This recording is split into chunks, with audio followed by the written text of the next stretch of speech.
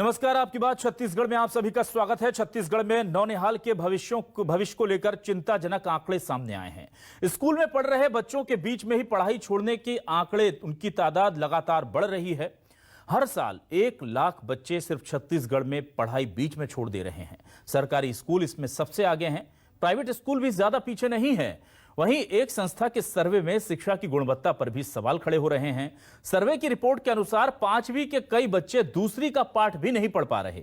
उधर इस हालात के लिए बीजेपी एक बार फिर कांग्रेस सरकार पर हमला बोल रही है। उधर कांग्रेस शिक्षा के क्षेत्र में बड़े बदलाव के दावे कर रही है। इंग्लिश मीडियम पर छत्तीसगढ़ में जोर है, लेकिन फिर शिक्षा की नींव क्यों कमजोर है, इसी पर करेंगे आज आपकी बात।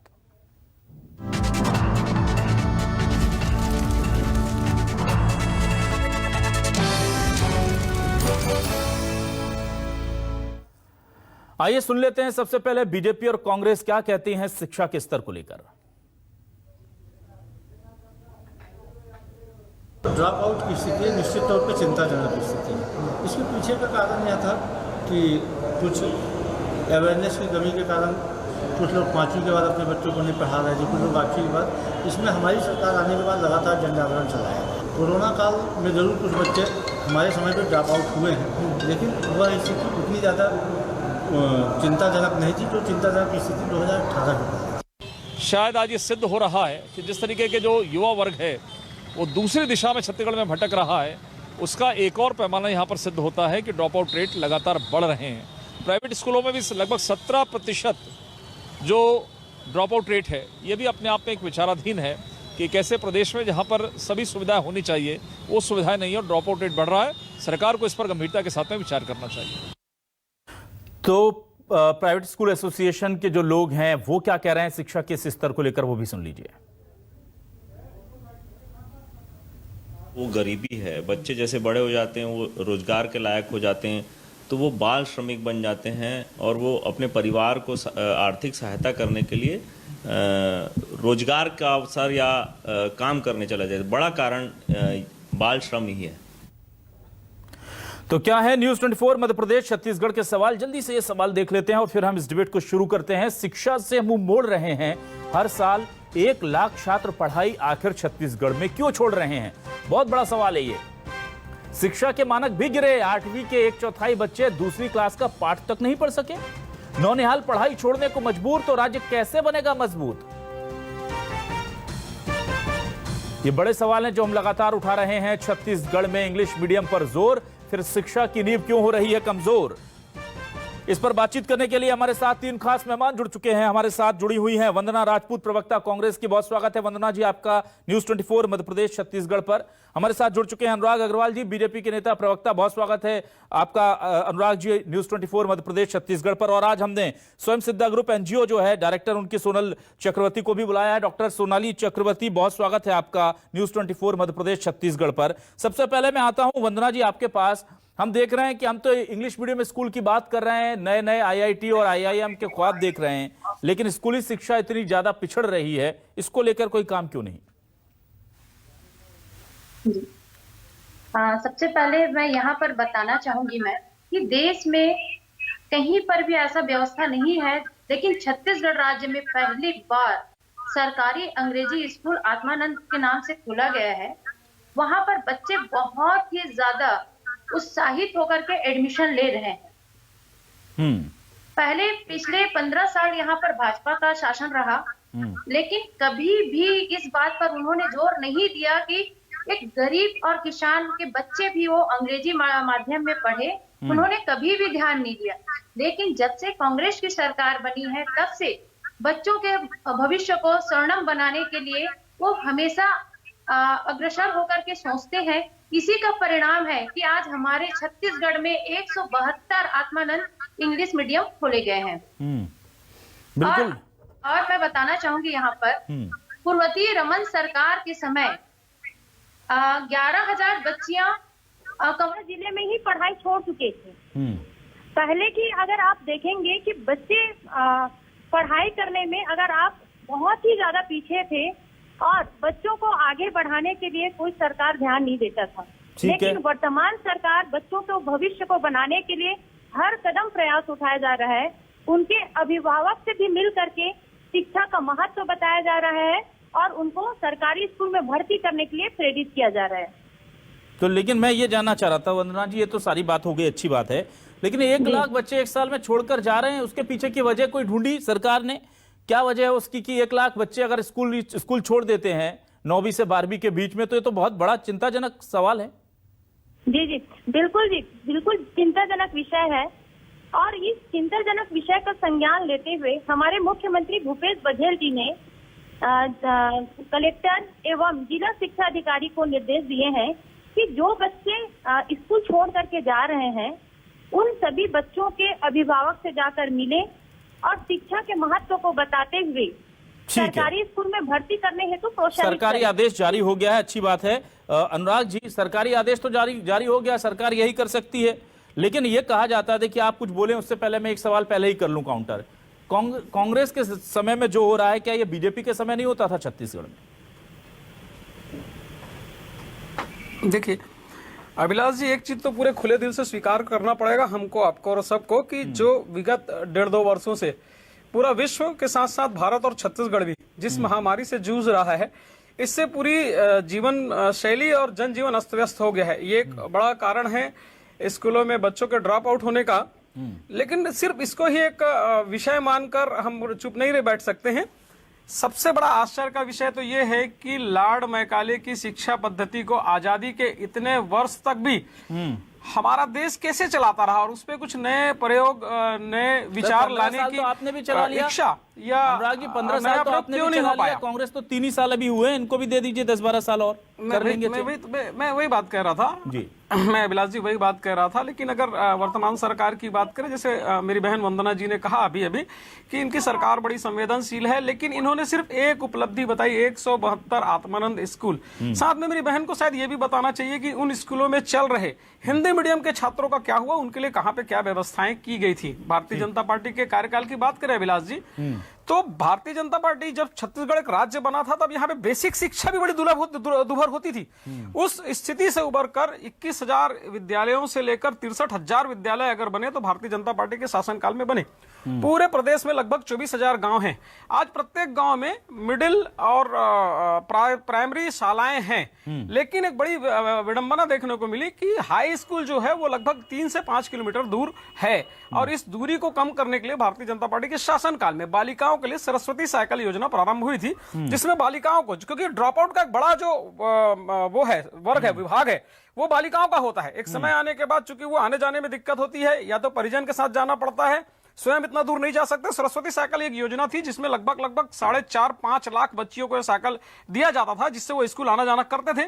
ये योजना वर्तमान काल में बंद हो गई है, जबकि इनके घोषणा पत्र में ये है कि बच्चियों के साथ साथ बच्चों को भी ये दिया जाएगा। वर्तमान में अगर स्कूलों की बात करें तो इस 3 साल में एक भी नए स्कूल का निर्माण कांग्रेस की सरकारें नहीं की है। स्कूलों में सुरक्षा और शौचालय एक ऐसा मुद्दा है जिससे लगातार ड्रॉप आउट बढ़ रहा है, इस पर कार्य करने की आवश्यकता है। शिक्षकों की अगर बात करें तो 12,000 शिक्षकों की भर्ती हुई थी, तो इस छत्तीसगढ़ में अभिलाष जी एक नया वर्ग चयनित बेरोजगार हो गया था। वो शिक्षक जाके जूता पालिश कर रहा है या मनरेगा में काम कर रहा था। मुझे लगता है सारी दिशाओं में डॉक्टर सोनाली के पास आते हैं। अनुराग जी आपके पास आएंगे, आपने बहुत सारे रीजन गिनाए हैं और वाकई में कुछ जायज भी लग रहे हैं हमको, बहुत सही बिंदु आप उठा रहे हैं। डॉक्टर सोनाली, आप चूंकि इस क्षेत्र में लगातार काम करते हैं, आपको क्या लगता है, क्या ये हमारे लिए शर्मिंदगी का विषय होना चाहिए कि 1 लाख छात्र हमारी पढ़ाई छोड़कर जा रहे हैं, या हम अगर पूर्ववर्ती चीजों को देखें तो लगता है धीरे धीरे ही सही हम बेहतरी की तरफ बढ़ रहे हैं?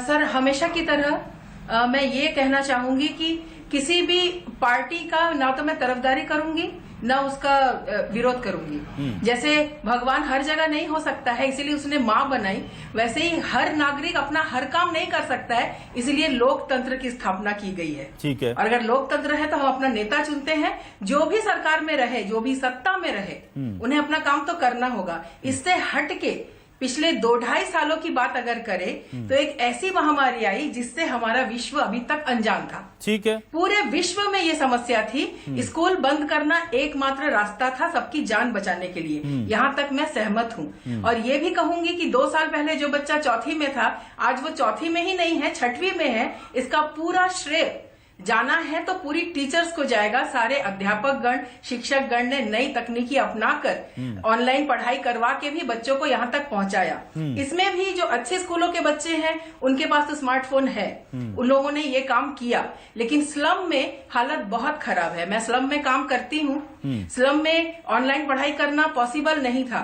मेरा एक स्टूडेंट है जिसके पापा समोसे का ठेला लगाते हैं। लॉकडाउन और कोरोना के चलते उन्होंने अपना ठेला बेच के बच्चे के लिए मोबाइल लिया। समस्या फिर नेट पैक भरवाने की भी आ जाती है। ऐसे बहुत से बच्चे हैं, हो सकता है ये एक वजह हो। और कोरोना के चलते अगर ये बात है तो पिछले 2 साल में हमको इतना समझ में आ गया कि ये इंसान से इंसान को फैलता है। भीड़ से बचना है, कोई भी 2 इंसान का पास आना मना है। हर चीज सरकार पे ही क्यों, सरकार से हो सकती है हमें शिकायतें, लेकिन हम नागरिक गण, अभिभावक गण, अगर बच्चे स्कूल नहीं जा रहे हैं, शिक्षा के मंदिर नहीं खुले हैं, तो बाकी मंदिरों में बच्चों की इतनी भीड़ क्यों? स्कूल कॉलेज बंद है तो रास्ते में इतने किशोर वय के बच्चे, होटल, रेस्टोरेंट, शादी, विवाह, पिकनिक, पार्टी में इतने छोटे बच्चों की आप जो भीड़ कहना है। चाह रहे हैं मैं खुलकर कह देता हूं कि अगर स्कूल कॉलेज बंद है तो हुक्का लाउंज क्यों खुले हुए हैं? इसको लेकर सीएम को कहना पड़ता है मीटिंग लेकर कि हुक्का लाउंज बिल्कुल नहीं चलने चाहिए। नहीं, बात हुक्का, केवल हुक्का लाउंज की क्यों सर?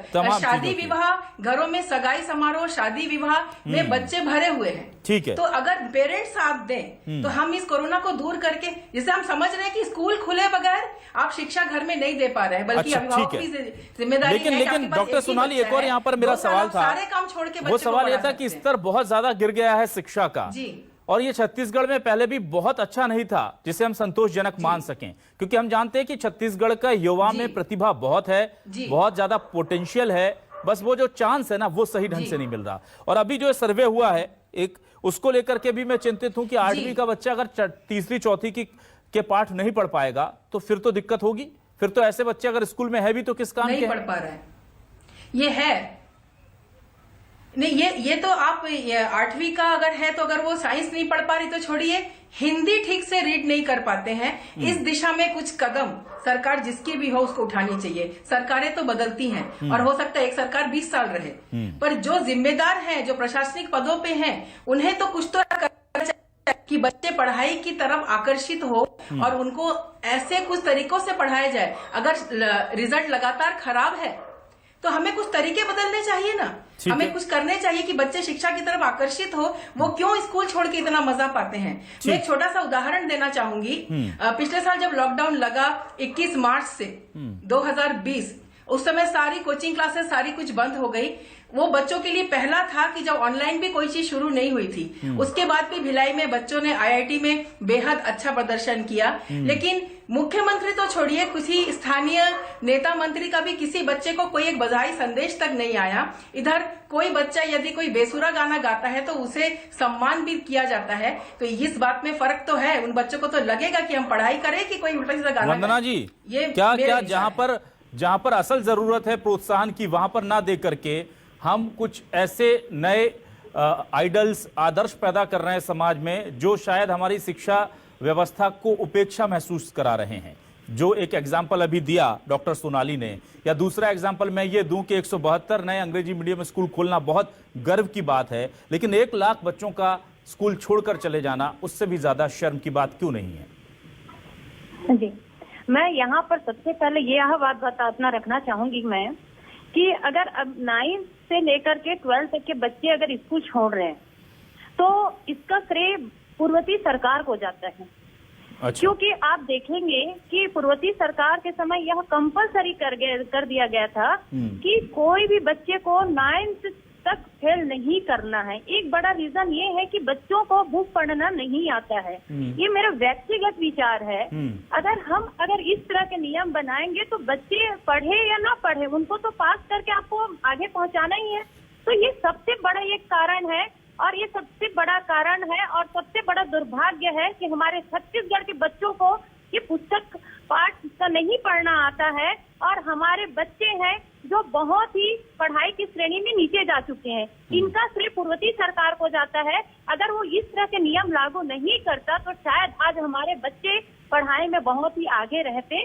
और मैं व्यक्तिगत विचार के रूप में इसको बोलना चाहूंगी कि एक कंपटीशन होना चाहिए, बच्चों में वो पढ़ने की ललक होना चाहिए, तो वो बच्चे पाठ को अच्छे से पढ़ पाएंगे। ठीक है अनुराग जी, क्यों आपने ऐसा नियम बना दिया? जी अनुराग जी, बीजेपी ने ऐसा नियम क्यों बना दिया जिसकी वजह से अब 9वीं में जाकर के बच्चे जब असल परीक्षा फेस करते हैं तो वो उसे क्लियर नहीं कर पाते, घबरा जाते हैं, डर जाते हैं और स्कूल ड्रॉप आउट कर जाते हैं? जी मिश्रा जी, ये अनुराग कश्यप भी बता पाएंगे, बीजेपी के प्रवक्ता। मेरी छोटी बहन वंदना जी को भी करेक्ट करना चाहूंगा, ऐसे नियम क्यों लागू किए? अनुराग जी से ही सवाल ले रहे हैं। जी अनुराग जी प्लीज। जी मैं आपसे और वंदना दीदी, छोटी बहन मेरी वंदना को भी करेक्ट करना चाहूंगा कि ये सुप्रीम कोर्ट का नियम था, ये कोई भारतीय जनता पार्टी के सरकार का नियम नहीं था। सुप्रीम कोर्ट ने कहा था कि लगातार बढ़ते आत्महत्या की दर और बच्चों में बढ़ते तनाव के कारण 8वीं तक के बच्चों को बिना परीक्षा पास किया जाएगा। तो दीदी छोटी बहन मेरी ये इस जानकारी को करेक्ट करिए। और मैं कविलास जी एक बात और आपको कहना चाहूंगा कि 2018 तक के असर की अगर आप रिपोर्ट देखें, जो आज हम बात कर रहे हैं कि 23% बच्चे दूसरी के क्लासेस को नहीं पढ़ पा रहे हैं, तो अगर आज से 6-7 साल 8 साल पहले की बात करें तो ये परसेंटेज 90 से ऊपर हुआ करता था। साल दर साल शिक्षा में सुधार होते होते आज ये परसेंट 23 तक आया है। 2018 तक के असर की रिपोर्ट है, अभी 2020 की रिपोर्ट आनी बाकी है। इन 2 साल में नीति आयोग की भी अगर रिपोर्ट देखेंगे तो छत्तीसगढ़ में शिक्षा के स्तर को बहुत नीचे जाने की रिपोर्ट नीति आयोग ने अभी जारी की थी। मतलब पूरे देश की अगर बात करें, राज्य और केंद्र शासित प्रदेश मिलाकर, तो बॉटम 5 मतलब अंतिम 5 में छत्तीसगढ़ की शिक्षा व्यवस्थाएं थी। जिस किताब की बात कर रही है मेरी छोटी बहन, तो अभी सत्र आधा बीत जाने के बाद भी बच्चों तक किताब पहुंचा नहीं है। और एक बड़ी बात है विलास जी, जब भारतीय जनता पार्टी के शासनकाल में मोबाइल बंटना चालू हुआ तो सबसे ज्यादा मजाक अगर किसी ने उड़ाया था तो ये कांग्रेस की सरकार थी कि ये सरकार मोबाइल बांट रही है। ठीक है, उस समय हमें स्थिति नहीं मालूम थी कि ये स्थितियां आने वाली है, लेकिन अब जग डिजिटल युग का है। अब जो 1-to-1 की जगह अगर स्थितियां ऐसी ही रही, चूंकि कोरोना की जो स्थितियां रही, तो अभी फिर डिजिटल प्लेटफॉर्म में पढ़ना पड़ेगा। तो ये मोबाइल जो है ये लोगों के लिए रामबाण साबित होगा। ये जो सरकार है ये प्रचार जी, मैं आपके पास आता हूं, फिर डॉक्टर सोनाली के पास आऊंगा। जितनी योजनाएं हैं, जब बीजेपी मोबाइल बांट रही थी तो आप कह रहे थे कि क्यों मोबाइल दे रहे हैं अभिलाष जी? जी और वहां पर हम देखते हैं कि प्रियंका गांधी जी आप कह रही हैं कि उत्तर प्रदेश में हमारी सरकार आएगी तो हम छात्राओं को मोबाइल देंगे, स्कूटी देंगे। जी, यहाँ पर आप देखेंगे कि रमन सिंह जो मोबाइल बांट रहे थे तो किस कंडीशन का मोबाइल बांट रहे थे? ये मोबाइल नहीं, आफत था। जहाँ मोबाइल को रिचार्ज चार्जिंग करने के लिए लगाते थे तो मोबाइल फट जाता था, वो जान का आफत था। वो ऐसे मोबाइल बांटते थे। वो तो बोलते थे अपने भाषण में कि जो मोबाइल रमन सिंह यूज करता है वही मोबाइल हम जनता को देंगे, लेकिन जनता को कौन सा मोबाइल दिए?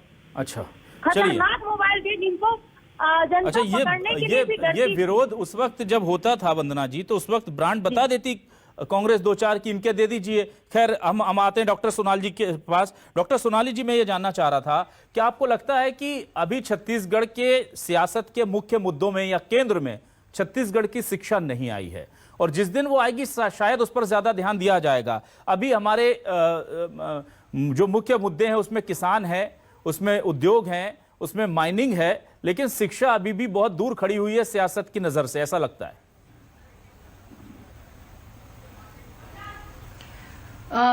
अगर मैं अपने विचार रखूं तो ऐसा लगता है, आप सही कह रहे हैं। जिस हिसाब से अभी दशहरा में मेलों की अनुमति दी गई, भीड़ भरे कार्यक्रमों की अनुमति दी गई, और भी जगह जगह भीड़ भरे कार्यक्रम की, और वहां पे स्कूल खोलने की तरफ कोई भी दिशा में हम काम नहीं कर रहे हैं, तो मुझे आपकी बात सही लगती है। अगर मोबाइल उस समय देना अगर गलत था तो सच में गलत था। उस समय बच्चों को स्मार्टफोन की बिल्कुल जरूरत नहीं थी, और इस वक्त स्मार्टफोन के चलते बच्चे कर पा रहे हैं, तो अभी उनको मोबाइल दिया जाए, या फिर ऐसा कुछ किया जाए कि हम स्कूल जल्दी खोल सके। उसके लिए जो जरूरी है, यदि हेलमेट पहनने के लिए पुलिस काम करती है तो मास्क के लिए भी काम करना हमने क्यों बंद कर दिया? अभी कहीं भी भीड़ होती है, मास्क नहीं दिखते हैं, तो कोरोना तो अगर वहीं का वहीं रह गया तो एक पूरी पीढ़ी क्या अनपढ़ रह जाएगी? तो इस पीढ़ी का होने वाला क्या है? स्कूल जाए बगैर नहीं होगा। और जब मैं स्लम में काम करती हूँ, जब बच्चे मुझसे बात करते हैं, उन लोग मुझसे कहते हैं इस सब्जेक्ट में ये कुछ भी समझ में नहीं आया, तो मैं उनसे कहती हूँ कि आपने टीचर से बोला क्यों नहीं? उनका कहना है टीचर अगर डांट देगी तो हमको इंसल्ट हो जाएगी क्लास में। तो बच्चे टीचर से इतना भी फ्री अगर नहीं है तो ये भी गलत है। कुछ शिक्षा पद्धति में, पढ़ाने के ढंग में, गुरु शिष्य पद्धति में कुछ सकारात्मक बदलाव करके यदि हम लोग बच्चों को शिक्षा की तरफ मोड़ सके तो इसमें गलत क्या है। और स्लम के जो बच्चे हैं, गवर्नमेंट स्कूल में पढ़ने वाले अधिकतर श्रमिक बस्तियों के बच्चे हैं, उनके ऊपर वाकई में काम करने की जिम्मेदारी है। मेरे बहुत से स्टूडेंट ने स्कूल छोड़ दिया 12th के बाद। एक आध बच्चे को तो मैंने मुश्किल से 12th तक पढ़ाने के लिए कहा कि आप 12th करो, उसके बाद वो किसी दुकान में सेल्समैन लग गई, वो दूध बेचने लगा। उन लोग करे क्या? तो या तो कोई रोजगारोन्मुखी कोई सिलेबस चलाया जाए जो उनकी पढ़ाई को जारी रखते हुए उन्हें कुछ कर पाए। इसके लिए बहुत सारी बातें और बहुत सारी पद्धति जरूरी है और इसमें सच में काम करना जरूरी है। बिल्कुल, अब वक्त बहुत कम है, अगर हम कहीं नहीं पहुंच पाएंगे। जी, वक्त बहुत कम है। अनुराग जी और वंदना जी, 20-20 सेकंड में आपसे अंतिम रिएक्शन लूंगा। वंदना जी, मैं आपसे ये जानना चाह रहा था कि क्या आपको लगता है कि छत्तीसगढ़ में शिक्षा जो है सही दिशा में जा रही है? और अगर ऐसा है तो वो जो सवाल एक जो हम बचपन से सुनते आ रहे हैं लेकिन है बहुत दमदार सवाल कि नेता अपने बच्चों को सरकारी स्कूल में फिर क्यों नहीं पढ़ाते अगर सरकारी स्कूल और अपनी व्यवस्था पर इतना भरोसा है तो? जी, अभी जब से छत्तीसगढ़ की सरकार बनी है तो पढ़ाई की स्तर बहुत ही अच्छा सुधर रही है। और मैं तो ये बोलना चाहूंगी कि जैसे कि अभी दीदी बोल रही थी कि स्कूल क्यों नहीं खोलते, हर जगह भीड़ रहती लेकिन स्कूल नहीं खोलते। तो जब स्कूल हम खोलते हैं उस समय भाजपा नेता चिल्लाते हैं कि बच्चों के भविष्य से खिलवाड़ किया जा रहा है, इन लोग को मुद्दा नहीं मिलता तो छोटे छोटे बातों को मुद्दा बनाते हैं।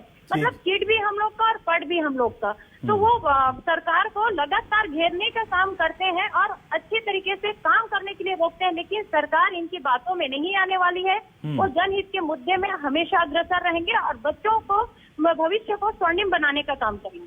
ठीक है अनुराग जी, 20 सेकंड आपके पास है। क्या लगता है छत्तीसगढ़ का भविष्य कैसा दिख रहा है आपको शिक्षा को लेकर?